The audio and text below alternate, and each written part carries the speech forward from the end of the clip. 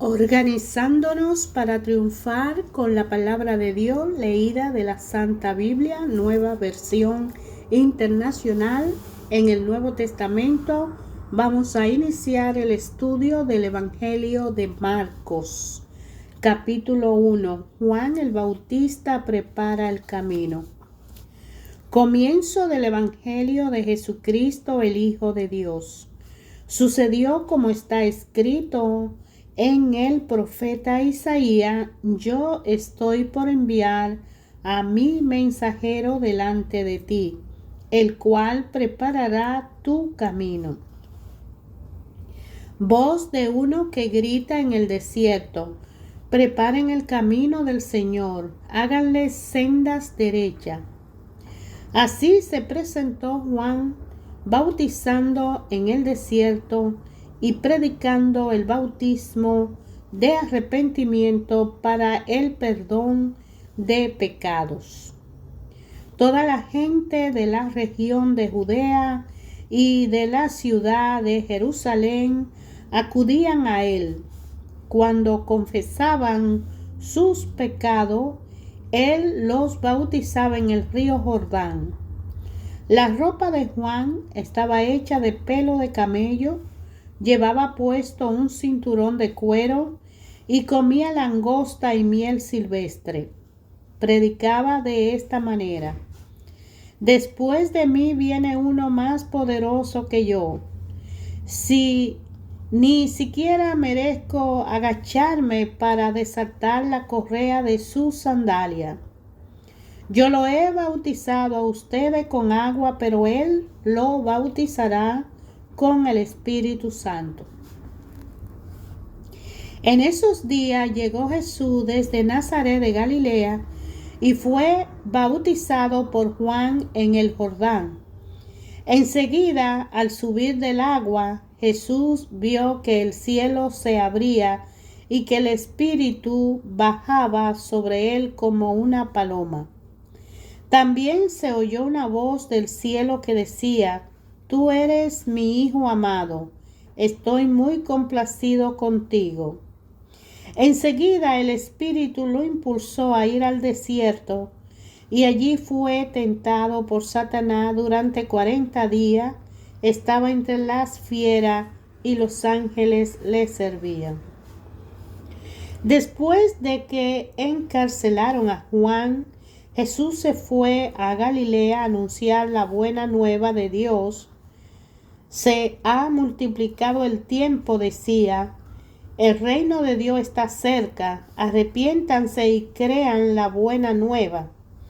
Pasando por la orilla del mar de Galilea, Jesús vio a Simón y a su hermano Andrés que echaban las redes al lago, pues eran pescadores.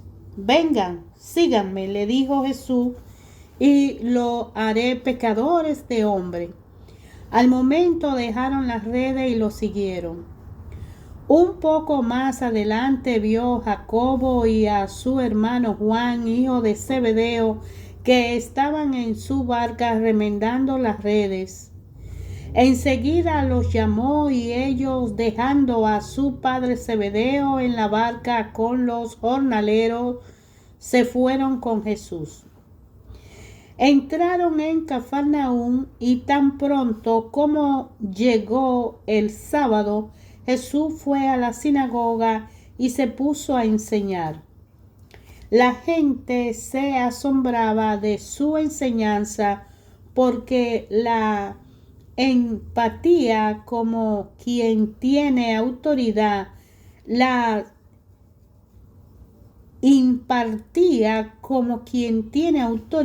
y no como los maestros de la ley.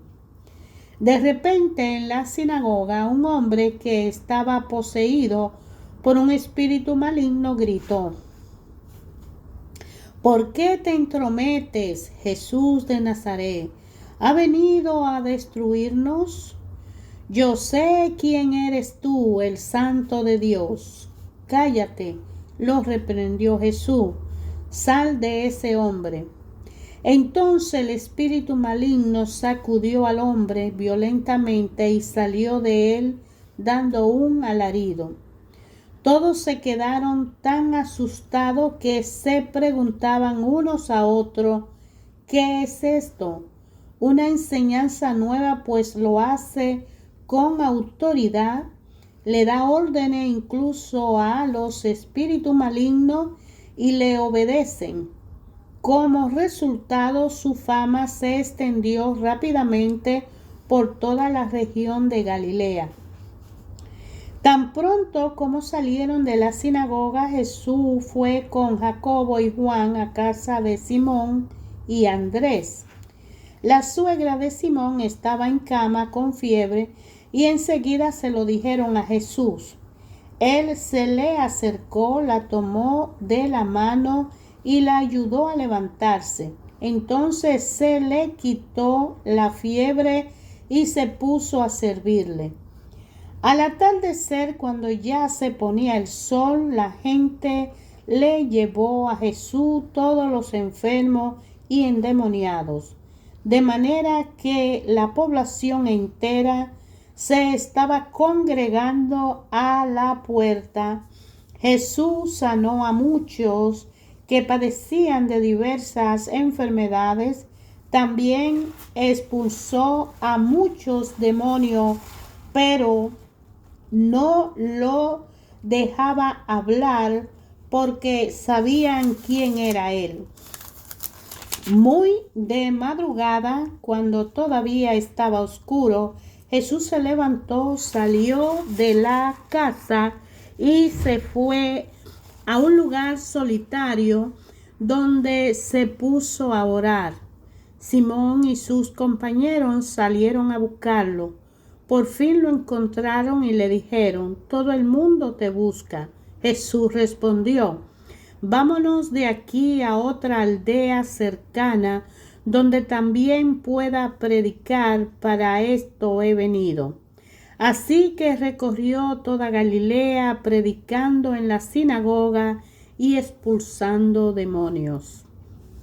Un hombre que tenía lepra se le acercó y de rodillas le suplicó: si quiere puede limpiarme. Movido a compasión, Jesús extendió la mano y tocó al hombre diciéndole: sí quiero, queda limpio. Al instante se le quitó la lepra y quedó sano. Jesús lo despidió enseguida con una fuerte advertencia: mira, no se lo diga a nadie, solo ve, preséntate al sacerdote y lleva por tu purificación lo que ordenó Moisés para que sirva de testimonio. Pero él salió y comenzó a hablar sin reserva, divulgando lo sucedido. Como resultado, Jesús ya no podía entrar en ningún pueblo abiertamente, sino que se quedaba fuera en lugares solitarios. Aún así, gente de toda parte seguía acudiendo a él. Unos días después, cuando Jesús entró de nuevo en Cafarnaúm, corrió la voz de que estaba en casa. Se aglomeraron tantos que ya no quedaban sitio ni siquiera frente a la puerta mientras él le predicaba la palabra. Entonces llegaron 4 hombres que le llevaban un paralítico. Como no podían acercarlo a Jesús por causa de la multitud, quitaron parte del techo encima de donde estaba Jesús y luego de hacer una abertura, bajaron la camilla en la que estaba acostado el paralítico. Al ver Jesús la fe de ellos, le dijo al paralítico: hijo, tus pecados quedan perdonados. Estaban sentados allí algunos maestros de la ley que pensaban: ¿por qué habla este así? Está blasfemando. ¿Quién puede perdonar pecados sino solo Dios? En ese mismo instante supo Jesús en su espíritu que esto era lo que estaban pensando. ¿Por qué razonan así?, le dijo. ¿Qué es más fácil decirle al paralítico, tus pecados son perdonados, o decirle, levántate, toma tu camilla y anda? Pues para que sepan que el Hijo del Hombre tiene autoridad en la tierra para perdonar pecado, se dirigió entonces al paralítico. A ti te digo, levántate, toma tu camilla y vete a tu casa. Él se levantó, tomó su camilla enseguida y salió caminando a la vista de todo. Ellos se quedaron asombrados y comenzaron a alabar a Dios. Jamás habíamos visto cosa igual, decían. De nuevo salió Jesús a la orilla del lago. Toda la gente acudía a él y él le enseñaba. Al pasar vio a Leví, hijo de Alfeo, donde éste cobraba impuestos. Sígueme, le dijo Jesús. Y Leví se levantó y lo siguió. Sucedió que, estando Jesús a la mesa en casa de Leví, muchos recaudadores de impuestos y pecadores se sentaron con él y sus discípulos, pues ya era mucho lo que lo seguían. Cuando los maestros de la ley, que eran fariseos, vieron con quién comía, le preguntaron a sus discípulos, ¿y éste come con recaudadores de impuestos y con pecadores? Al oírlo, Jesús le contestó, no son los sanos los que necesitan medicina, sino los enfermos, y yo no he venido a llamar a justos, sino a pecadores. Al ver que los discípulos de Juan y los fariseos ayunaban, algunos se acercaron a Jesús y le preguntaron, ¿cómo es que los discípulos de Juan y los fariseos ayunan, pero los tuyos no? Jesús le contestó, ¿acaso pueden ayunar los invitados del novio mientras él está con ellos? No puede hacerlo mientras lo tiene con ellos, pero llegará el día en que se le quitará el novio, y ese día sí ayunarán. Nadie remienda un vestido viejo con un retazo de tela nueva. De hacerlo así, el remiendo fruncirá el vestido y la rotura se hará peor. Ni echa nadie vino nuevo en odre viejo. De hacerlo así, el vino hará reventar los odres y se arruinarán todo el vino como los odres. Más bien, el vino nuevo se echa en odres nuevos. Un sábado, al cruzar Jesús los sembrados, sus discípulos comenzaron a arrancar a su paso unas espigas de trigo. Mira, le preguntaron los fariseos, ¿por qué hacen ellos lo que está prohibido en sábado?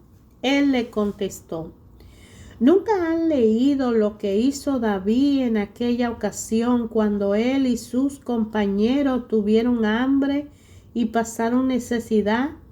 Entró en la casa de Dios cuando Abiatar era el sumo sacerdote y comió los panes consagrados a Dios, que solo a los sacerdotes le es permitido comer, y dio también a sus compañeros. El sábado se hizo para el hombre y no el hombre para el sábado. Añadió, así que el Hijo del Hombre es Señor incluso del sábado.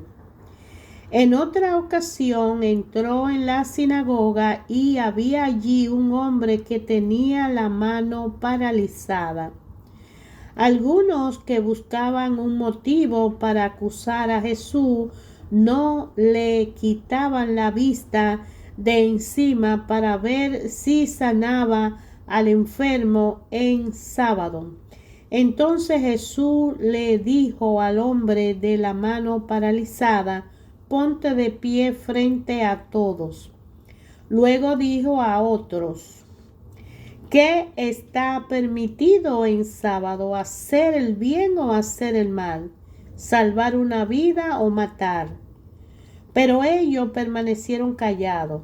Jesús se le quedó mirando, enojado y entristecido por la dureza de su corazón, y le dijo al hombre: extiende la mano. La extendió y la mano se quedó restablecida. Tan pronto como salieron los fariseos, comenzaron a tramar con los herodianos cómo matar a Jesús. Jesús se retiró al lago con sus discípulos y mucha gente de Galilea lo siguió. Cuando se enteraron de todo lo que hacía, acudieron también a él muchos de Judea y de Jerusalén, de Idumea y del otro lado del Jordán y de las regiones de Tiro y Sidón. Entonces, para evitar que la gente lo atropellara, encargó a sus discípulos que le tuvieran preparada una pequeña barca, pues como había sanado a muchos, todos los que sufrían dolencia se abalanzaban sobre él para tocarlo. Además, los espíritus malignos, al verlo, se postraban ante él gritando: tú eres el Hijo de Dios. Pero él le ordenó terminantemente que no dijeran quién era él. Subió Jesús a una montaña y llamó a los que quiso, los cuales se reunieron con él.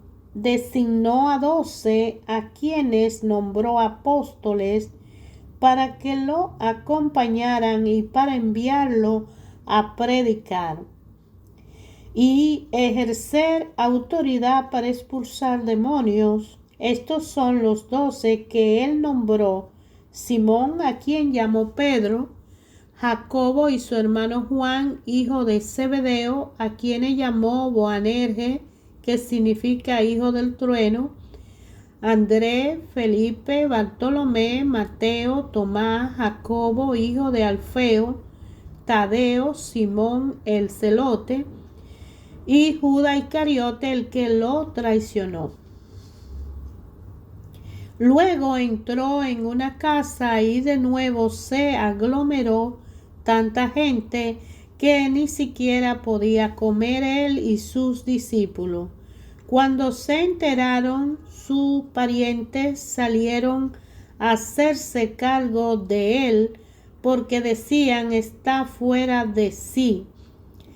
Los maestros de la ley que habían llegado de Jerusalén decían: está poseído por Beelzebú, expulsa a los demonios por medio del príncipe de los demonios.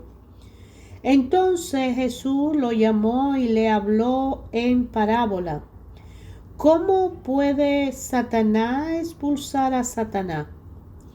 Si un reino está dividido contra sí mismo, ese reino no puede mantenerse en pie. Y si una familia está dividida contra sí misma, esa familia no puede mantenerse en pie. Igualmente, si Satanás se levanta contra sí mismo y se divide, no puede mantenerse en pie, sino que ha llegado su fin. Ahora bien, Nadie puede entrar en la casa de alguien fuerte y arrebatarle sus bienes a menos que primero lo ate. Solo entonces podrá robar su casa. Le aseguro que todos los pecados y blasfemias se le perdonarán a todo por igual, excepto a quien blasfeme contra el Espíritu Santo. Este no tendrá perdón jamás.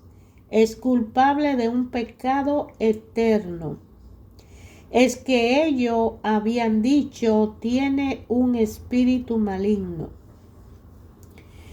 En eso llegaron la madre y los hermanos de Jesús, se quedaron afuera y enviaron a alguien a llamarlo, pues había mucha gente sentada alrededor de él. Mira, tu madre y tus hermanos están afuera y te buscan, le dijeron. ¿Quiénes son mi madre y mis hermanos?, replicó Jesús. Luego echó una mirada a los que estaban sentados alrededor de él y añadió, aquí tienen a mi madre y a mis hermanos. Cualquiera que hace la voluntad de Dios es mi hermano, mi hermana, mi madre. De nuevo comenzó Jesús a enseñar a la orilla del lago. La multitud que se reunió para verlo era tan grande que él subió y se sentó en una barca que estaba en el lago, mientras toda la gente se quedaba en la playa. Entonces se puso a enseñarle muchas cosas por medio de parábolas, y como parte de su instrucción le dijo, pongan atención, un sembrador salió a sembrar. Sucedió que al esparcir la semilla, una parte cayó junto al camino y llegaron los pájaros y se la comieron. Otra parte cayó en terreno pedregoso sin mucha tierra. Esa semilla brotó pronto porque la tierra no era profunda. Pero cuando salió el sol, las plantas se marchitaron y por no tener raíz se secaron. Otra parte de la semilla cayó entre espinos que al crecer la ahogaron, de modo que no dio fruto. Pero la otra semilla cayeron en buen terreno, brotaron, crecieron y produjeron una cosecha que rindió el 30, el 70 y hasta el 100 por uno. El que tenga oído para oír, que oiga, añadió Jesús. Cuando se quedó solos los 12 y los que estaban alrededor de él, le hicieron preguntas sobre las parábolas. A ustedes se le ha revelado el secreto del reino de Dios, le contestó. Pero a los de afuera todo le llega por medio de parábola, para que por mucho que vean no perciban, y por mucho que oigan no entiendan, no sea que se conviertan y sean perdonados. ¿No entienden esta parábola?, continuó Jesús. ¿Cómo podría entonces entender los demás? El sembrador siembra la palabra. Algunos son como los sembrados junto al camino, donde se siembra la palabra. Tan pronto como la oyen, viene Satanás y le quita la palabra sembrada en ellos. Otros son como los sembrados en terreno pedregoso. Cuando oyen la palabra, enseguida la reciben con alegría. Pero como no tienen raíz, duran poco tiempo. Cuando surgen problemas y persecución a causa de la palabra, en que enseguida se apartan de ella. Otros son como los sembrados entre espinos, oyen la palabra, pero las preocupaciones de esta vida, el engaño y la riqueza y muchos otros malos deseos entran hasta ahogar la palabra, de modo que ésta no llega a dar fruto. Pero otros son como los sembrados en buen terreno, oyen la palabra, la aceptan y producen una cosecha que rinde el 30, el 70 y hasta el 100 por uno. También le dijo: ¿acaso se trae una lámpara para ponerla debajo de un cajón o debajo de la cama?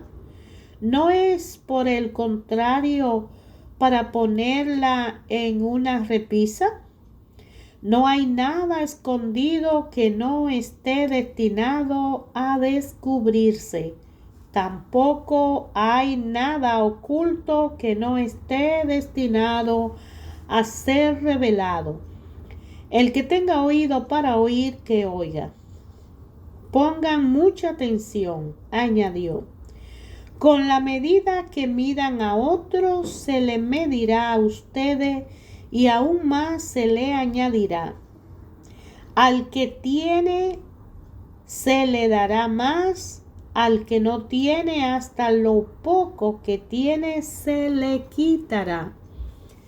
Jesús continuó: el reino de Dios se parece a quien esparce semilla en la tierra, sin que éste sepa cómo, y ya sea que duerma o esté despierto, día y noche brota y crece la semilla. La tierra da fruto por sí sola, primero el tallo, luego la espiga y después el grano lleno en la espiga. Tan pronto como el grano está maduro, se le mete la hoz, pues ha llegado el tiempo de la cosecha. También dijo: ¿con qué vamos a comparar el reino de Dios? ¿Qué parábola podemos usar para describirlo? Es que un grano de mostaza, cuando se siembra en la tierra, es la semilla más pequeña que hay. Pero una vez sembrada, crece hasta convertirse en la más grande de las hortalizas y echa ramas tan grandes que las aves pueden anidar bajo su sombra. Y con muchas parábolas semejantes le enseñaba Jesús la palabra hasta donde podían entender. No les decía nada sin emplear parábolas, pero cuando estaba sola con sus discípulos le explicaba todo. Crucemos al otro lado. Dejaron a la multitud y se fueron con él en la barca donde estaba. También lo acompañaban otras barcas. Se desató entonces una fuerte tormenta y las olas azotaban la barca, tanto que ya comenzaban a inundarse. Jesús, mientras tanto, estaba en la popa durmiendo sobre un cabezal, así que los discípulos los despertaron. «Maestro», gritaron, «¿no te importa que nos ahoguemos?». Él se levantó, reprendió al viento y ordenó al mar: «Silencio, cálmate». El viento se calmó y todo quedó completamente tranquilo. «¿Por qué tienen tanto miedo?», dijo a sus discípulos. «¿Todavía no tienen fe?». Ellos estaban espantado y se decían unos a otros: ¿quién es este que hasta el viento y el mar le obedecen? Hermanos, hemos leído desde el capítulo 1 al capítulo 4 el Evangelio según San Marcos y hemos dado lectura a parábolas de Jesús, el inicio de la vida evangelizadora que Jesús con sus apóstoles hizo público para el conocimiento y mensaje a toda la humanidad. Marcos, que escribió este evangelio desde su perspectiva, desde su experiencia, desde su estudio y análisis, investigación, él pudo recolectar estas informaciones que cuando ya hemos estudiado a Mateo, cuando leemos a Mateo, vemos que Jesús y Mateo y Marcos se parecen en la narración, pero Marcos hace una semejanza a la historia de la trayectoria de sus años de evangelización cuando estuvo presente con los apóstoles. Ayer, hoy, siempre Dios Padre habla a través de su palabra a cada uno de nosotros en una forma directa, personal. Siempre que nosotros vivamos la vida cristiana y podamos permitir al Señor Jesús que viva su vida en nosotros y por medio de nosotros, estamos evangelizándonos y permitiendo que los que nos ven se evangelicen. El llamado es llevar la palabra a todo aquel que no la conozca. Jesús es el camino, la verdad y la vida.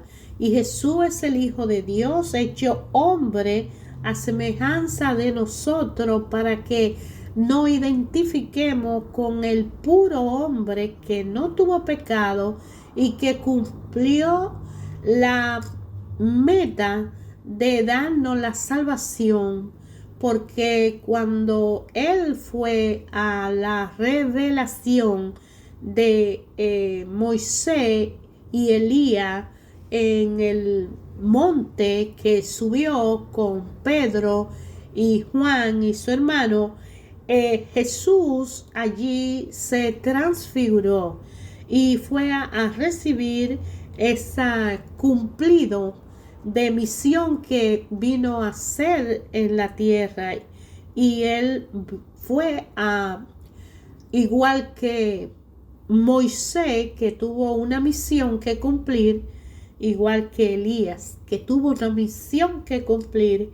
Y aquí Jesucristo entrega su vida, va al Calvario y nos regala por gracia la salvación. No podemos ir al Padre por nosotros mismos, porque todos hemos pecado.